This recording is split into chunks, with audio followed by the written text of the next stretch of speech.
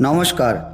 সনাতন ধর্মে এমন 4 মাস আছে যেই মাসে শুভ অনুষ্ঠান পুরোপুরি বন্ধ থাকে। আবার এই 4 মাসেই ঈশ্বর সাধনা ও ব্রত পালনের ফল পাওয়া যায় বহুগুণ। হ্যাঁ, আমি কথা বলছি চাতুর্মাস্য ব্রত নিয়ে। সনাতন ধর্মে চাতুর্মাস্য ব্রত কি? কেন বলা হয় এই 4 মাস ভগবান বিষ্ণু যোগনিদ্রায় থাকেন? আর শুধু ধর্মীয় বিশ্বাসই নয়, এই 4 মাসে কিছু নির্দিষ্ট খাবার ত্যাগের পিছনে কি কোনো বৈজ্ঞানিক কারণ লুকিয়ে রয়েছে? আজকের এই ভিডিওতে আমরা এই চাতুর্মাস্য ব্রতের আধ্যাত্মিক, পৌরাণিক ও বৈজ্ঞানিক সবকটি দিক বিস্তারিত আলোচনা করব। ভিডিওটি শেষ পর্যন্ত দেখুন, তাহলেই জানতে পারবেন চাতুর্মাস্যের সঠিক নিয়ম ও খাদ্য তালিকা। চলুন শুরু করা যাক। আষাঢ় মাসের শুক্লা একাদশী থেকে শুরু করে কার্তিক মাসের শুক্লা একাদশী পর্যন্ত এই 4 মাস সময়কে একসাথে চাতুর্মাস বলা হয়। আষাঢ় মাসের শুক্লা একাদশী, যাকে আমরা বলি শয়নী একাদশী, এবং কার্তিক মাসের শুক্লা একাদশী, যাকে আমরা বলি দেব উত্থান একাদশী। এই 4 মাস মূলত বর্ষাকালের অন্তর্ভুক্ত। শ্রাবণ, ভাদ্র, আশ্বিন এবং কার্তিক। সন্ন্যাসী, সাধু সন্ত থেকে শুরু করে সাধারণ গৃহস্থ সকলেই এই 4 মাস বিশেষ নিয়ম কানুন সংযম মেনে চলেন। চাতুর্মাস্য নিয়ে পুরাণ ও শাস্ত্রে নানান কাহিনী পাওয়া যায়। সবচেয়ে প্রচলিত কাহিনীটি হল ভগবান বিষ্ণুর যোগনিদ্রা। পৌরাণিক বিশ্বাস অনুযায়ী দেবশয়নী একাদশী থেকে বিষ্ণু ক্ষীর সমুদ্রে অনন্তনাগ ও শেষ নাগের শয্যায় 4 মাসের জন্য গভীর যোগনিদ্রায় যান। এরপর কার্তিক মাসের উত্থান একাদশীতে তিনি নিদ্রা থেকে জেগে ওঠেন। পৌরাণিক গল্পে বলা হয়, দৈত্যরাজ বলির ভক্তি ও দানে সন্তুষ্ট হয়ে ভগবান বামন রূপ ধারণ করে বলিকে পাতালপুরীর রাজা করেন এবং কথা দেন যে তিনি পাতালপুরীতে বলির দুয়ারে প্রহরী হিসেবে থাকবেন।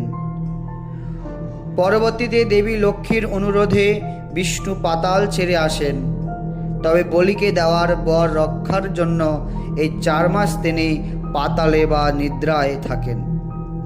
যেহেতু এই সময় শ্রীবিষ্ণু নিদ্রিত থাকেন, তাই শুভ কাজ যেমন বিবাহ, মাঙ্গলিক অনুষ্ঠান বন্ধ রাখা হয়। তবে ভগবান ঘুমিয়ে থাকলেও তার কৃপা পাওয়ার শ্রেষ্ঠ সময় এটি, কারণ এই সময়ে অল্প সাধনাতেই অশেষ পুণ্য লাভ করা হয়। আমাদের সনাতন ধর্মের প্রতিটি নিয়মের পেছনে জড়িয়ে রয়েছে গভীর বিজ্ঞান। চাতুর্মাস্য মূলত বর্ষাকালে পড়ে, আর বর্ষাকাল মানেই প্রকৃতির পরিবর্তন, আর্দ্রতা এবং ব্যাকটেরিয়া। বর্ষাকালে সূর্য এবং আগুনের তেজ কমে যায়, যার ফলে মানুষের জঠরাগ্নি ও হজম ক্ষমতাও কমে যায়। তাই এই সময়ে হালকা ও সাত্ত্বিক খাবার খাওয়ার নির্দেশ দেওয়া হয়েছে। বর্ষায় শাকসবজিতে ছোট ছোট পোকামাকড়, ব্যাকটেরিয়া বংশবৃদ্ধি করে। তাই ঋতু পরিবর্তনের সাথে সামঞ্জস্য রেখে শাস্ত্রে 4 মাসে 4 ধরনের খাবার ত্যাগ করার বিধান রয়েছে। যেমন শ্রাবণ মাসে শাক বা পাতা জাতীয় সবজি ত্যাগ, ভাদ্র মাসে দই ত্যাগ, কারণ দই ঠান্ডা এবং এই সময়ে দইয়ে ক্ষতিকর ব্যাকটেরিয়া বাড়ে। আশ্বিন মাসে দুধ ত্যাগ, পশুদের খাদ্য পরিবর্তনের কারণে দুধের মান প্রভাবিত হয়। কার্তিক মাসে পেঁয়াজ, রসুন নির্দিষ্ট ভালো বা আমিষ আহার ত্যাগ। আয়ুর্বেদ অনুযায়ী এই 4 মাসের খাদ্য সংযম মানুষের রোগ প্রতিরোধ ক্ষমতা বৃদ্ধি করে এবং শরীরকে সুস্থ রাখতে সাহায্য করে। এখন প্রশ্ন হলো, আমরা যারা সাধারণ গৃহস্থ তারা এই 4 মাস কিভাবে বা চাতুর্মাস্য ব্রত পালন করতে পারি? এর জন্য খুব কঠিন তপস্যার প্রয়োজন নেই, কিছু সহজ নিয়ম মানলেই চলে। আহার সংযম, সম্পূর্ণ সাত্ত্বিক খাদ্য গ্রহণ করুন। পেঁয়াজ, রসুন, আমিষ ও মদ্যপান থেকে দূরে থাকুন। দিনে একবার আহার করুন বা একবেলা ফলমূল খাওয়া খুবই ভালো। সকালে সূর্যোদয়ের আগে ঘুম থেকে উঠে স্নান করুন এবং তুলসী তলায় প্রদীপ জ্বালান।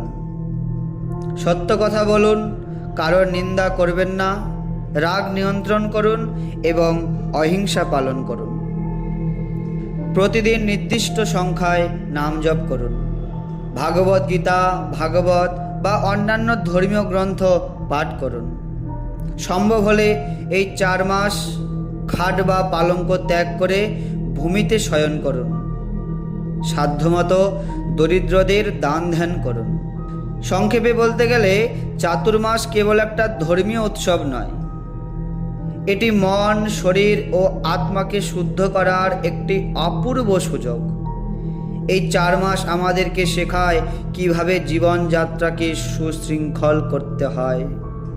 আশা করি চাতুর্মাস ব্রত সম্পর্কে আপনার মনের সমস্ত প্রশ্নের উত্তর আজকের এই ভিডিওতে পেয়েছেন।